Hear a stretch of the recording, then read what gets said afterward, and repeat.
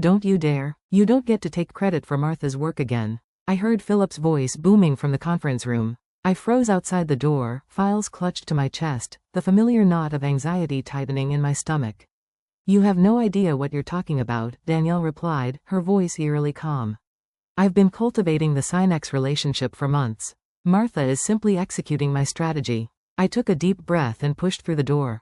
Both of them turned to look at me. Philip, my loyal team member with his perpetually rumpled blazer, and Danielle Fulton, our newly promoted vice president of sales, immaculate in her tailored suit that probably cost more than my monthly mortgage payment.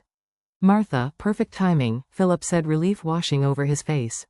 Tell Danielle who actually created the pitch deck for Sinex. My name is Martha Ellison. I'm 32 years old and have spent the last 6 years working my way up at Orion Tech Solutions in Cincinnati, Ohio.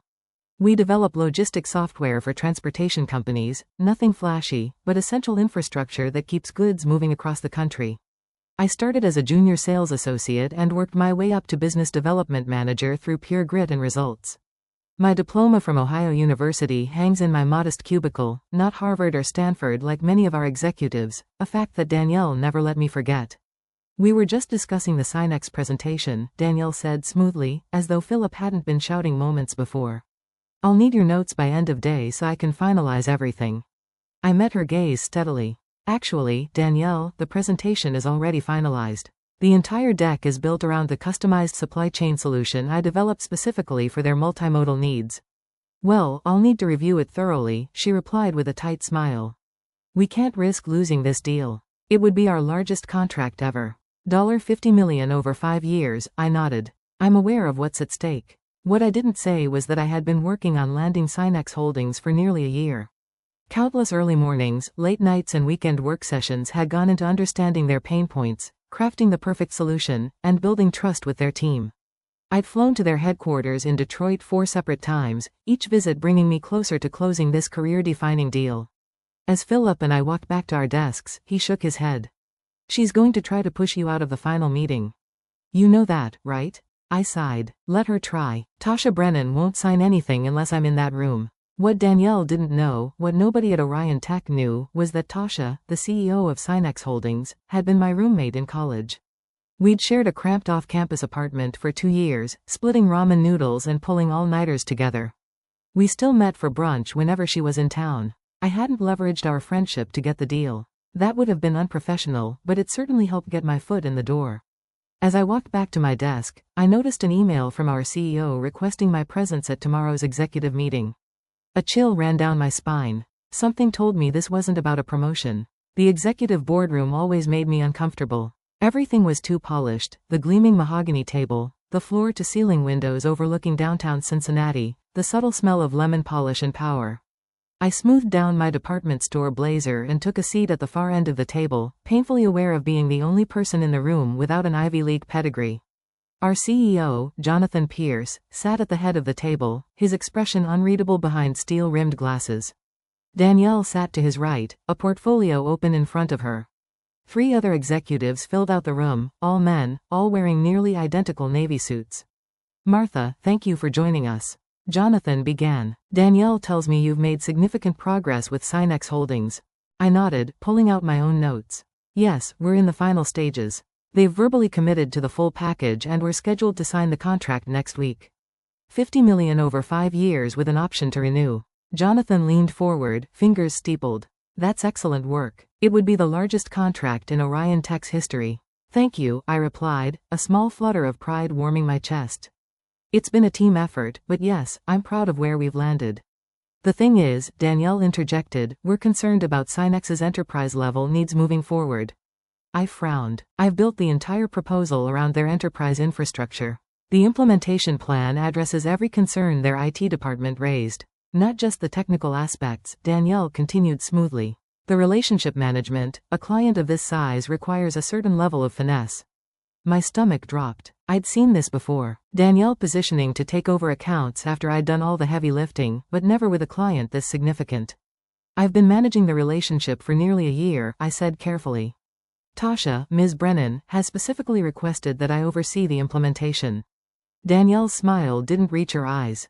Of course, you've done excellent foundational work, Martha. No one's disputing that, but they were. I could see it in the way the executives exchanged glances. In the way Jonathan avoided my eyes. We need to ensure this flagship account receives our most experienced talent. Danielle continued, I'll be taking point on the final negotiations and signing. 6 years of loyalty. Countless weekends sacrificed. The biggest deal in company history nearly closed. And they were pushing me aside at the finish line. Is there a concern with my performance? I asked directly. Jonathan finally looked at me. Not at all. You've exceeded expectations. But as we grow, we need to consider the image we project to high-value clients. Danielle has experience with Fortune 500 accounts that you simply don't have. What he didn't say, but what hung in the air between us was that Danielle had a Harvard MBA and connections in all the right places. I had a state school diploma and results. Somehow results weren't enough anymore. The next week passed in a blur of forced smiles and late nights. I handed over all my Signex files to Danielle, briefed her on every conversation I'd had with their team, and even drafted talking points for the final meeting. I did everything asked of me with professional courtesy, even as resentment burned in my chest. On Friday afternoon, with the contract signing scheduled for Monday morning, I received another calendar invitation from Jonathan. Another executive meeting, this time with HR copied. My heart sank. I knew what was coming, but it still felt like a bucket of ice water when I walked into the room and saw the manila folder sitting in front of my chair. Martha, thank you for your contributions to Orion Tech. Jonathan began, his corporate mask firmly in place. As you know, we're constantly evaluating our organizational structure to ensure we're positioned for the next phase of growth. I remained silent, waiting for him to get to the point. Beside him, Danielle had the decency to look slightly uncomfortable. We've decided to restructure the business development department effective immediately, he continued. Unfortunately, your position has been eliminated. The words hung in the air between us. 6 years of my life discarded in a single euphemism. I see, I said, my voice surprisingly steady. May I ask why now, days before closing the largest contract in company history? This isn't about the Signex deal, Jonathan replied, though we all knew it was. This is about our long-term strategic direction. We need to elevate our team's credentials as we pursue more enterprise clients. You mean you need people with fancier diplomas? I said flatly. His expression tightened. We need people with elite educational backgrounds and enterprise experience moving forward. His eyes flickered briefly to the Ohio University degree that had been packed in the box now sitting at my feet. Danielle leaned forward. We're prepared to offer a generous severance package, 3 months' salary and benefits, plus a letter of recommendation. How thoughtful, I replied, the bitterness finally seeping into my voice. I could feel my face flushing with anger and humiliation. 6 years of sacrifice distilled into a paltry goodbye package. The head of HR, a woman I'd barely interacted with during my time at Orion Tech, slid the manila folder toward me. All the details are in here. We'll need your badge and laptop before you leave today. I looked at each of their faces, searching for a shred of genuine regret or appreciation for what I'd built. There was none, just discomfort at an unpleasant task and eagerness to move on. Thank you for the opportunity, I finally said, standing up and gathering my things with as much dignity as I could muster. No dramatic speech, no tears, no begging. I simply took the folder, nodded and walked out. As I packed up my cubicle, Philip hovered nearby, his face a mask of outrage and sympathy. This is insane. After everything you've done? After Signex? I carefully wrapped my Ohio University diploma and tissue paper. It's fine, Philip. Really, it's not fine. You landed a $50 million deal and they fire you before the ink is dry? You should fight this. I looked at him, a strange calm settling over me despite the day's devastation. They've made their choice, and on Monday morning, they're going to realize it was the wrong one. What do you mean? I smiled slightly as I closed the box. Just wait and see. Monday morning, 9:30 a.m. I was sitting in my apartment in yoga pants, sipping coffee and scrolling through job listings when my phone lit up with a text from Tasha. About to head into the lion's den. Wish you were here? Brunch this weekend to celebrate? I smiled typing back, absolutely. Good luck today. Call me after. What Tasha didn't know, what I hadn't told her, was that I wouldn't be in the meeting. I deliberately hadn't mentioned my termination during our brief call over the weekend. Some might call it calculating, but I preferred to think of it as letting events unfold naturally. My phone buzzed again almost immediately with Tasha's reply. Of course. Can't wait to work with you on this. I set my phone down, trying to ignore the twisted knot in my stomach. Part of me felt guilty for not warning her. A larger part of me wanted Orion Tech to experience the consequences of their decision firsthand. Across town, in the gleaming Orion Tech conference room, Danielle Fulton would be arranging presentation materials, making sure everything was perfect for the most important signing in company history. Jonathan would likely be there early, too, ready to take credit for the acquisition. They'd be smiling, confident, completely unaware of the tsunami heading their way. My phone rang at 10:15 a.m. Philip's name flashed on the screen. "Martha, oh my God," he said the moment I answered. "You are not going to believe what just happened." "Try me," I replied, setting down my coffee mug.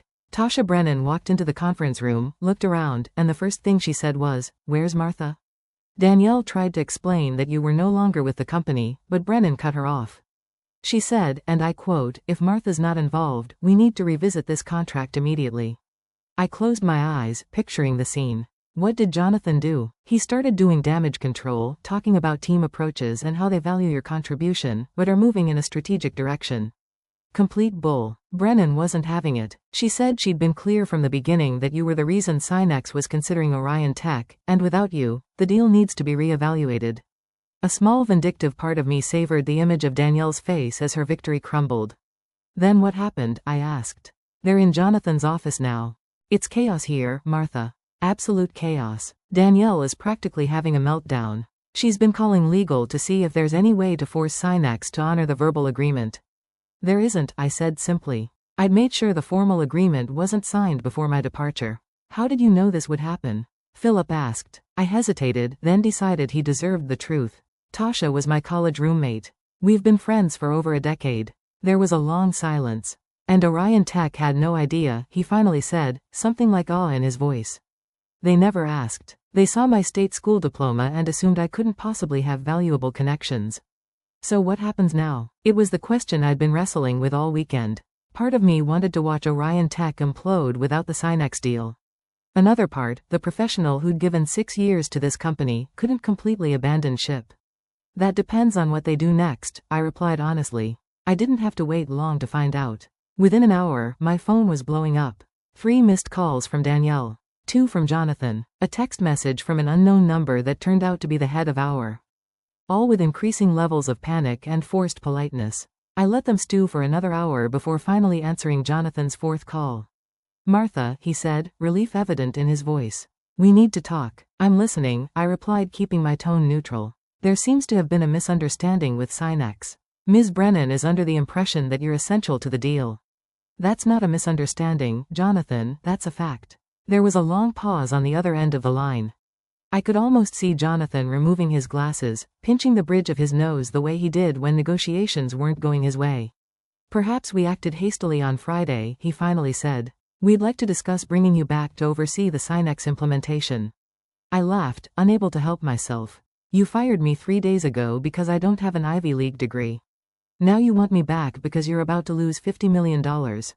That's not," he began, but I cut him off. "It is exactly what happened, Jonathan. Let's not pretend otherwise." Another long pause. "What would it take, Martha, to come back and salvage this deal?" I'd spent the weekend considering this very question. At first, fueled by hurt and anger, I'd imagined demanding an outrageous salary, Danielle's job, public apologies. But as the initial sting faded, clarity emerged. I didn't want to return to a company that had discarded me so easily. No amount of money or title could repair that broken trust. "Nothing," I replied simply. "I'm not interested in coming back." "Everyone has a price," Jonathan insisted. "Name yours. Vice president title, equity, both?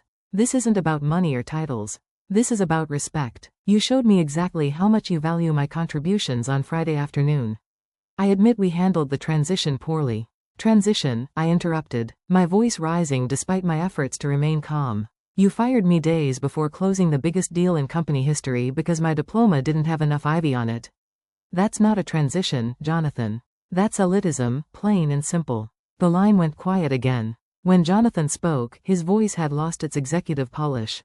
"Tasha Brennan is threatening to walk. We're talking about $50 million, Martha. The board is having an emergency meeting this afternoon. That sounds like a problem for you and Danielle to solve with your elite degrees." "Please," he said, and I was startled to hear actual desperation. "Just come to a meeting, name your terms, whatever you want." I thought about Tasha sitting in that conference room, defending me when I wasn't there to defend myself. I thought about all the late nights I'd worked while Danielle left at 5 sharp. I thought about the subtle digs at my state school education, the promotions that went to less qualified people with better pedigrees, the constant need to prove myself over and over again. I'll think about it, I finally said, not quite ready to close the door completely. But in the meantime, you should know that Tasha has integrity. If she says the deal depends on my involvement, then it does. I hung up before he could respond, my heart pounding. The phone rang again immediately, but I let it go to voicemail. Then a text appeared from Tasha. These people are unbelievable. They fired you after everything you did to land this account? I'm furious. Call me ASAP. I smiled despite myself and called her back. Martha, she exclaimed upon answering, what the hell happened? Why didn't you tell me they let you go? I wanted to see what they'd say, I admitted, whether they'd own up to it or try to hide it. Well, they tried to spin some garbage about restructuring and strategic vision, but I wasn't buying it. The arrogance of these people, as if I wouldn't notice you were gone. Thank you for standing up for me, I said quietly. You didn't have to do that. Of course I did. You're the only reason we considered Orion Tech in the first place. Their solution isn't even the best on the market, but you convinced me you could make it work for our needs. I hesitated before asking the question that had been hovering in my mind. So what happens now? With the contract? Tasha's voice took on the sharp, decisive tone I recognized from our college days when she decided something important.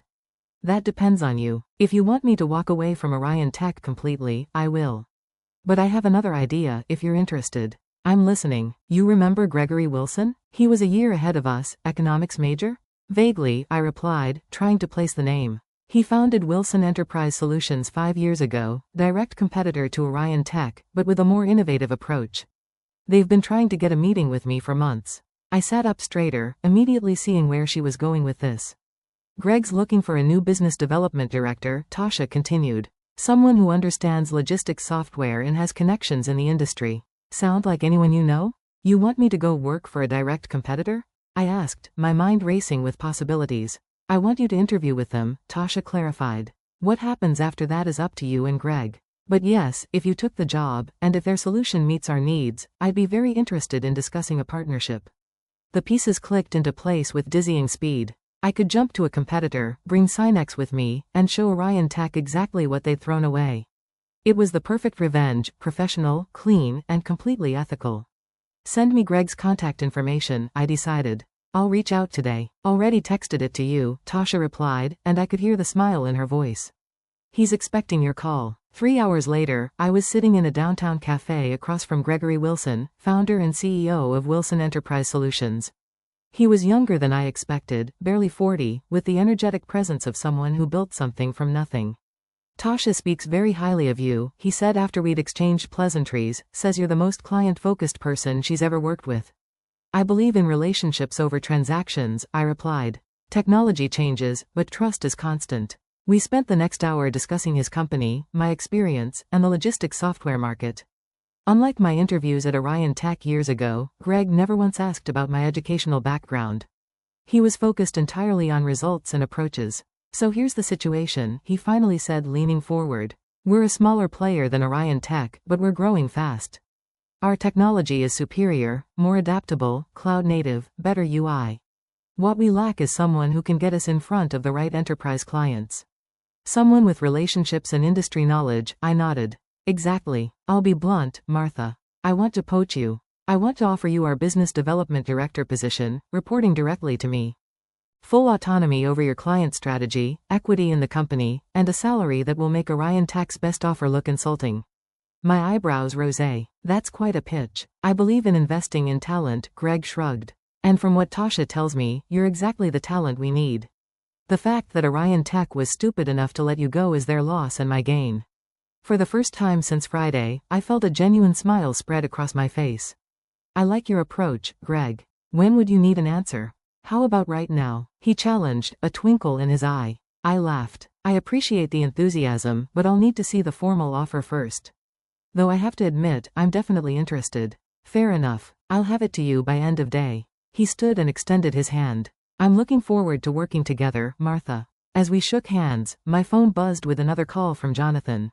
I silenced it without looking. Problem? Greg asked, noticing the gesture. Not anymore, I replied with certainty. By the time I got home, I had 7 missed calls from Orion Tech executive, 3 voicemails pleading for a meeting, and an email from Danielle that was almost comically desperate.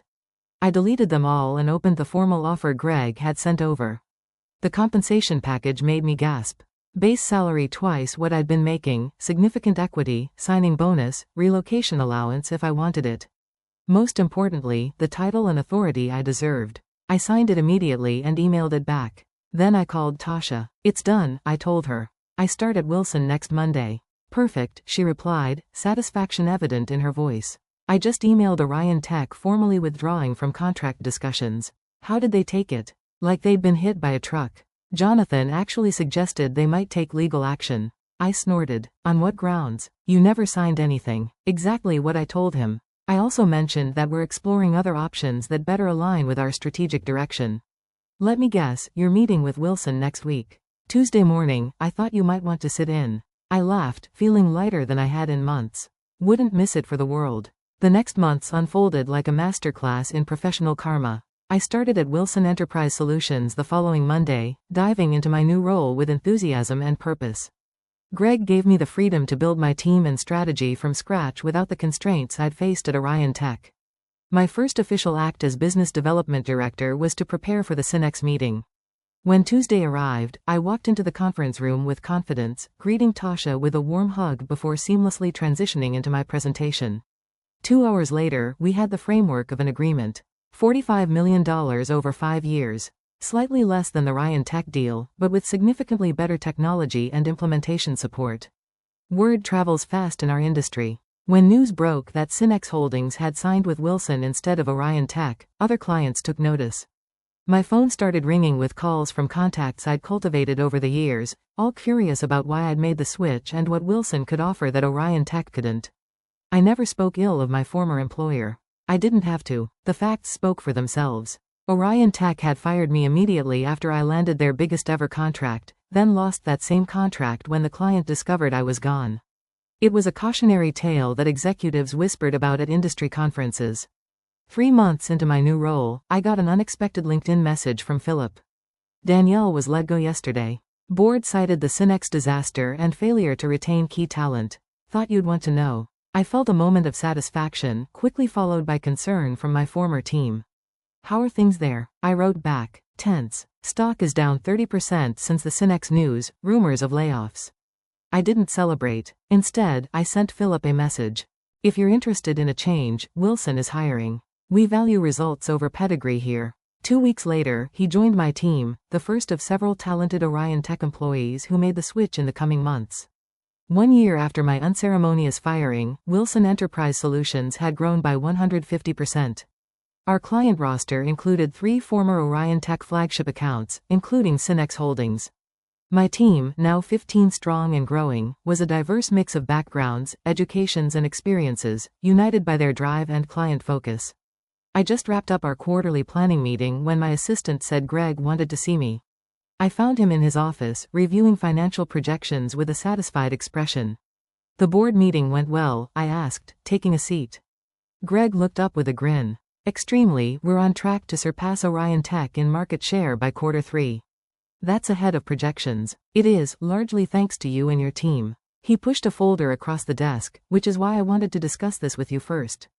Inside was a press release draft announcing my promotion to Chief Revenue Officer, effective immediately. Greg, I don't know what to say, I managed, genuinely surprised. Say yes, you've earned it. You've transformed our sales organization, brought in top talent and landed clients we couldn't even get meetings with before. I smiled, thinking about how different this moment felt from my last executive interaction at Orion Tech. Then yes, absolutely yes. As I left Greg's office, I checked my phone and found a text from Tasha. Have you seen the news about Orion Tech? I hadn't. A quick search revealed the headlines. Orion Tech had announced a strategic restructuring following 4 consecutive quarters of declining revenue. Jonathan Pierce was stepping down as CEO. The company was seeking a buyer. I felt no joy at their downfall, only a sense of professional vindication. They had valued pedigree over performance, connections over competence, appearances over results. The market had simply corrected their mistake. That evening, I passed the Ohio University diploma hanging proudly in my new corner office. I smiled at it, a reminder that success isn't about where you start, it's about where you finish and who you become along the way. Thank you for watching.